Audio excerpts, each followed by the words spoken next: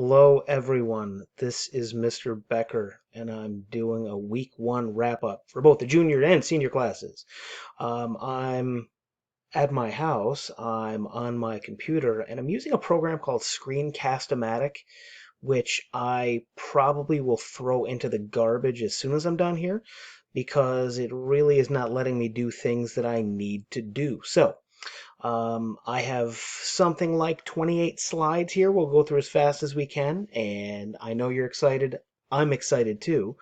And let's get to it here because I know you have things to do.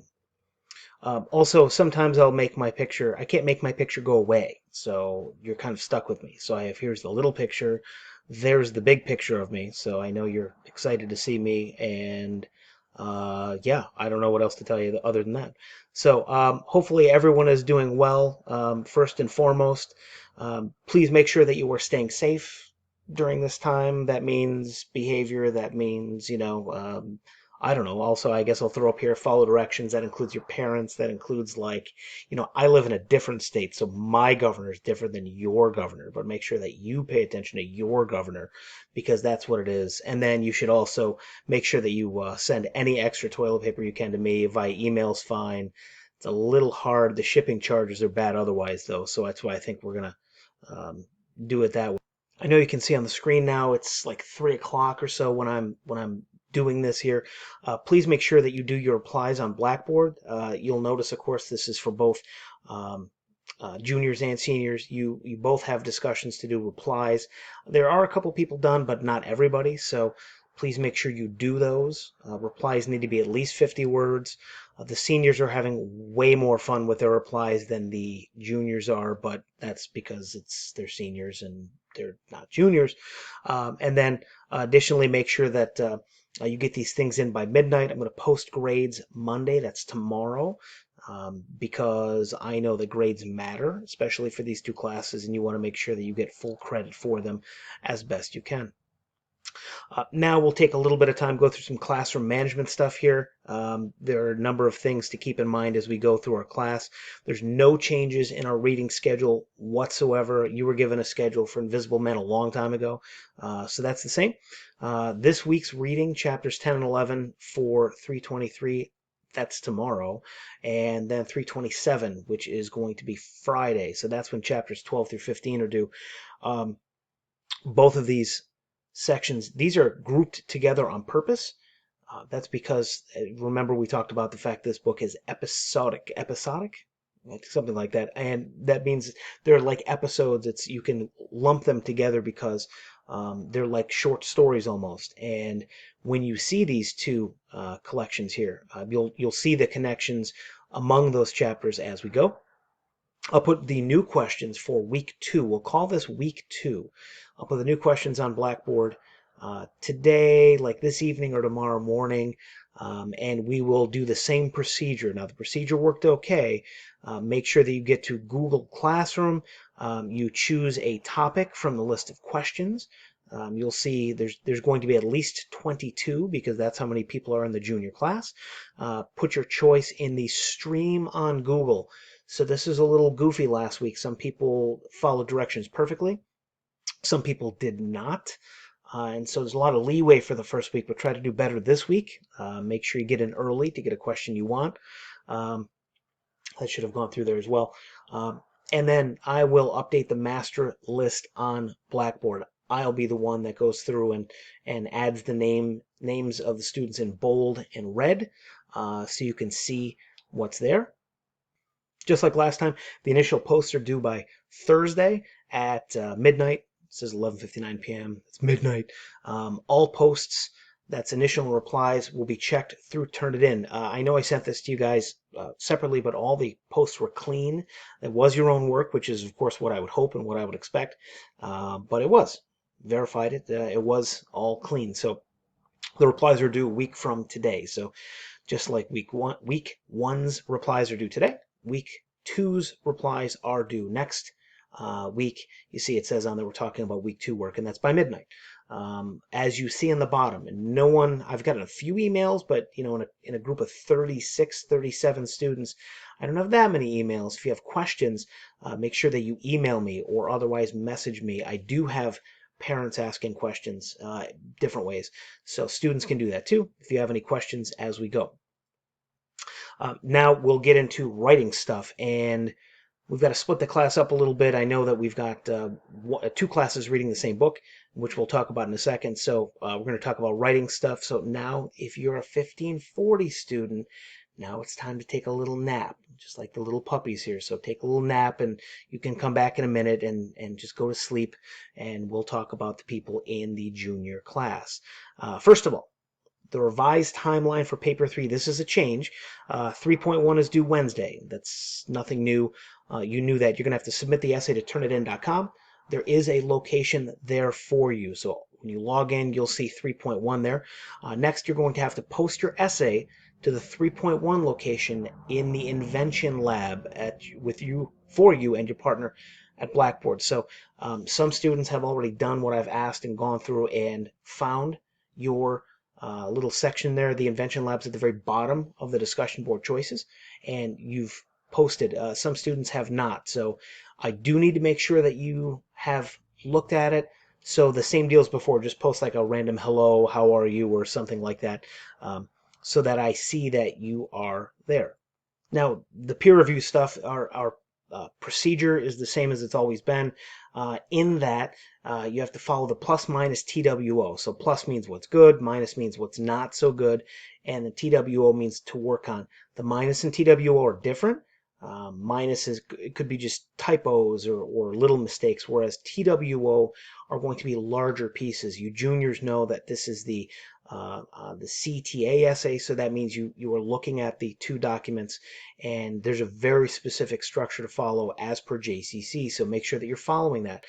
You know that we've got our introduction, and then you're talking similarities, differences, and then your opinion. So your TWO could be your partner saying, hey, you need to add more to that one piece, or hey, in your differences, you should talk about this because you've already talked about that in your similarity. So again, they're not the same thing, and you all know what this essay is about, so you all should be able to offer advice, offer suggestions for what to do.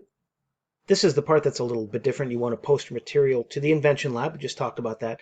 But instead of physically having your printed piece of paper, which has your stuff on it, like you normally read, this time you have to do it differently. So you're going to post it at the Invention Lab on Blackboard. So whatever you use. The seniors I have a different procedure for in a moment we'll talk about, but whether it's going to be a Google Doc, a Word file, Notability. Maybe they sent you a file and then you used Notability on your iPad and made corrections with that. A couple of students have done that, so that's fine.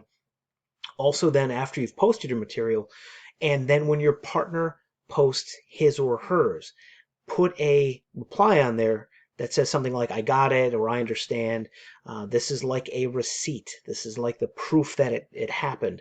And this also allows me to take a look later in the week and go, hey, you random female student whose name I won't mention, you have not replied, what's going on? And the same thing I might say to random male students, like ones that play different sports and things like that. Hey, you didn't do this or didn't do that. So please make sure that you do that reply. Obviously, that's not something I'll do publicly. That's something I'll send you an email about, but just be aware of that. So because we revised the timeline for Essay 3.1, we are revising the timeline for the rest of the paper. So there's a couple changes here you should be aware of. Again, 3.1 was one change. You knew that before we left school. 3.2 is due on 4/2, and it says 4.2, but that means April 2nd. That is a change. That's something you did not know. This version does not get submitted to turnitin.com. This is the one you send to me. There will be a Dropbox in Google Classroom. You'll get a notification about that later, but you'll get a notification and then you'll submit it. That's where I take a look at it and I give you back comments. My suggestion is as a Google Doc. Remember that we kind of lost some Word comments before. Not a huge deal. We can figure it out either way, but my suggestion is to send it as a Google Doc in Google Classroom. And then at the bottom here it says 4/9. So that's not a change. So this has stayed the same. So this is due the last day before our Easter break. We will observe Easter break. Ever hopeful that we will not be gone for the entire school year, that we will get back, have spring schedules and sports and the prom and all that other fun stuff that we would like to do. So that date has not changed. So that's going to be due on April 9th. Okay, so I'm looking at the top here. This is now time, actually 15:10 nap time, so I should have swapped those two on there. There's these rabbits, because I know Nora likes rabbits, so these are very small rabbits. Um, I'd assume they probably taste as good as the other ones too, but let's dive into the senior stuff while the juniors now can take a little sleepy time and go from there. Just slight changes. This is going to be in keeping with what we do for the juniors. The 5.2 will be due Wednesday as well, so that's for my purposes to keep things scheduled on the same or due on the same day. Your paper 5.2 is due Wednesday. There is a place for turnitin.com to submit it, so please do that. You know the drill, you know how to submit that, you know what I'm going to see.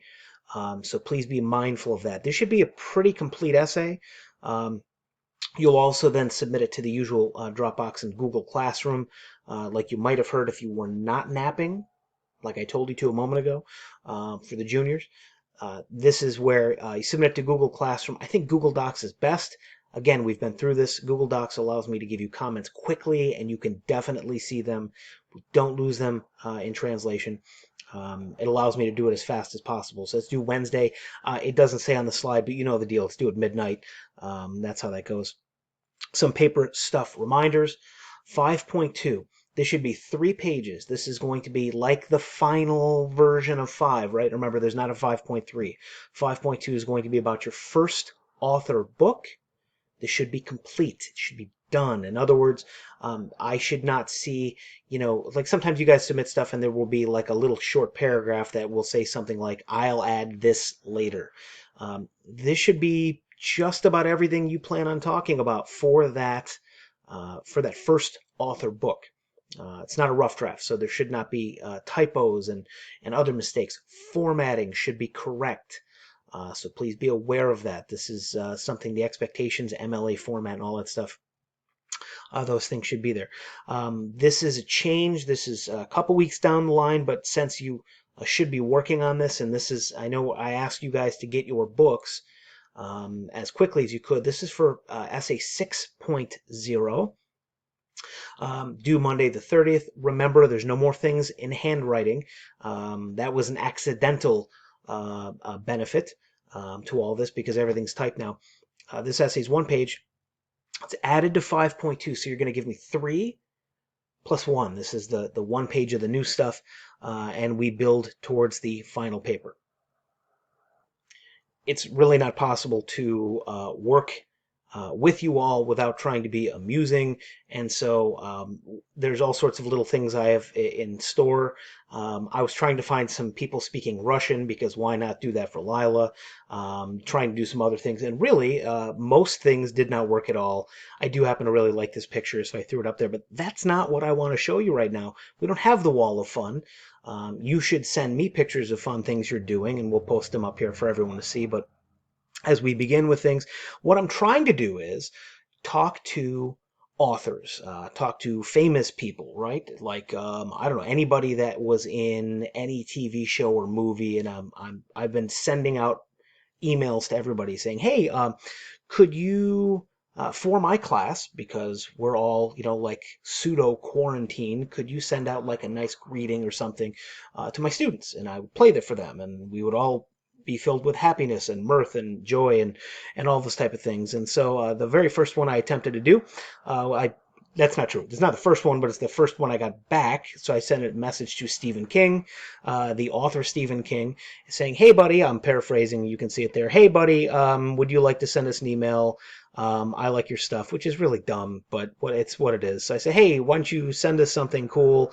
And then the reply I got was, yeah, he doesn't do that. He receives too many requests to do that. So, yeah, first one, not so much. So I'm happy to tell you, I'm filled with failures to provide for you about different people that either went ghost or otherwise flat out said no. So I'm going to be hopeful and positive that someone is going to be interested in speaking to us at some point. Uh, Not live, because that might just be peculiar, but so I can pass along something amusing for you, because I think that's important. It's important, isn't it? So we're going to break up the book chapters for this week in two different parts. The first one is chapter 7 and 8 for Invisible Man. I know it's amazing that I could have planned ahead and had two different classes reading the same book at the same time, almost like I had a rough idea that this sort of thing might happen. Yeah, maybe. Anyway, so some important things to know about Chapter 7. This is how we'll kind of do these things.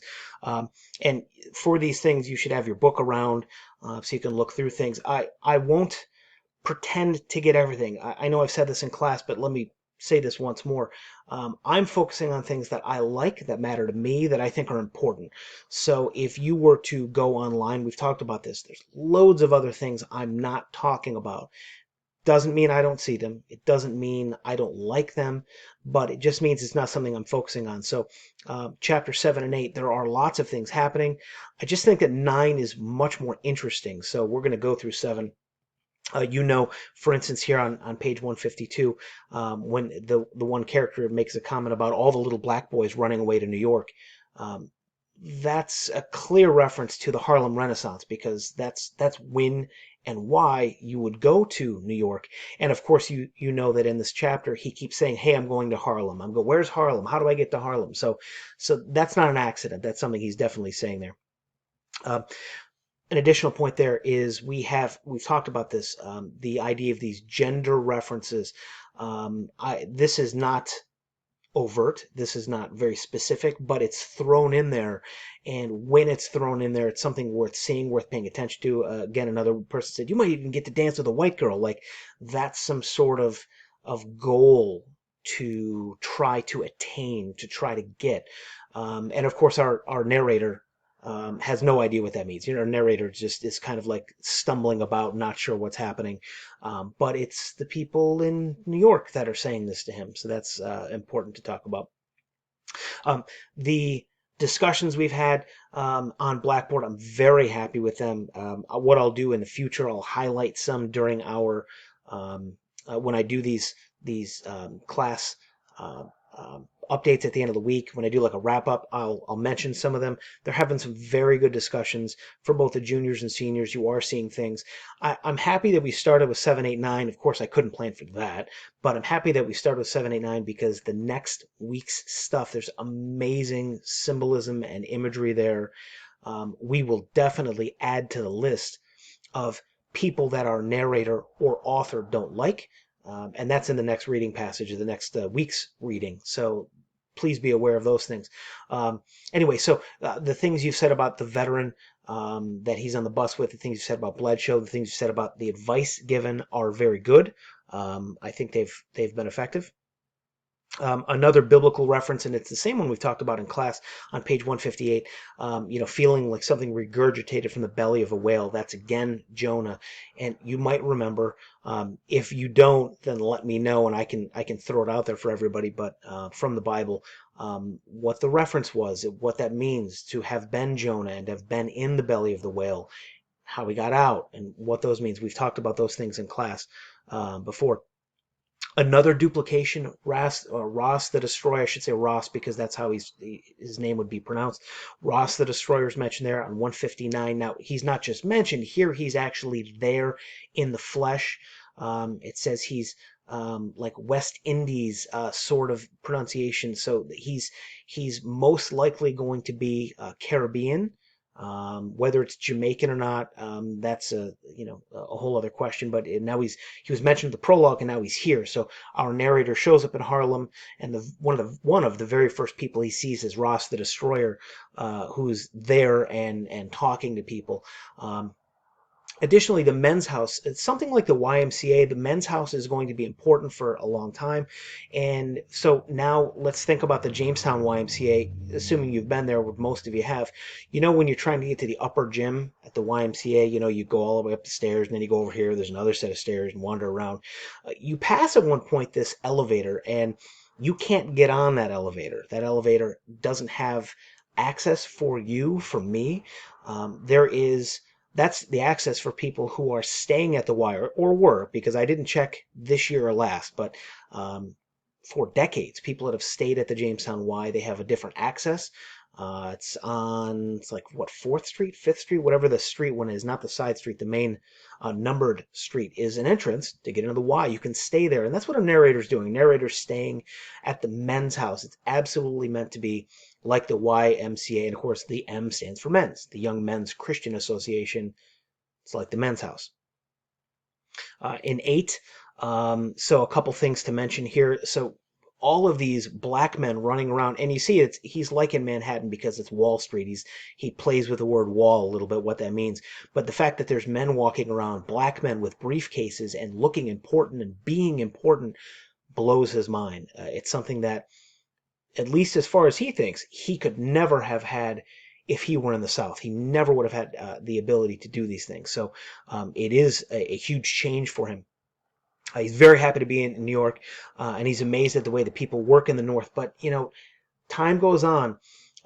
I think this is a time issue, by the way. Speaking of time, it's a time issue in the book because, if you mail something, it takes a little bit of time for it to get from point A to point B. You know this. We're talking about snail mail, not email.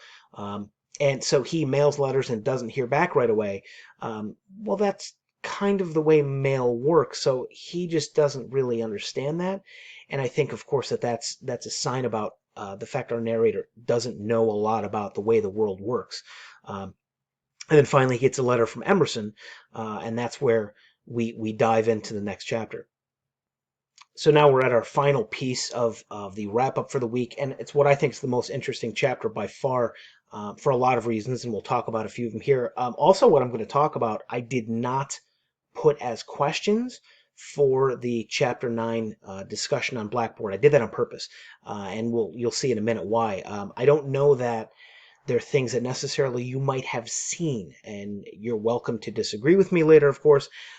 Just as an aside, I'm going to post this on YouTube and all that fun stuff for the class channel, and I'll be interested to see if anyone ever makes a comment about it. I'd like to engage people on this chapter, specifically people that know the chapter, because I'm wondering, I know I know I'm not wrong, which sounds really arrogant. That's not what I meant. What I mean is, like, I know how I feel about it. I would like to see if other people view this differently. So chapter 9 here, there's a bunch of important things to know. From the beginning of the chapter, the author is telling you, not the narrator, because the narrator is just kind of existing in the world. The author is telling you this is an important chapter because of some of the code words used, the blues music playing at the beginning, and slang terms like bear and dog. They're almost like code words.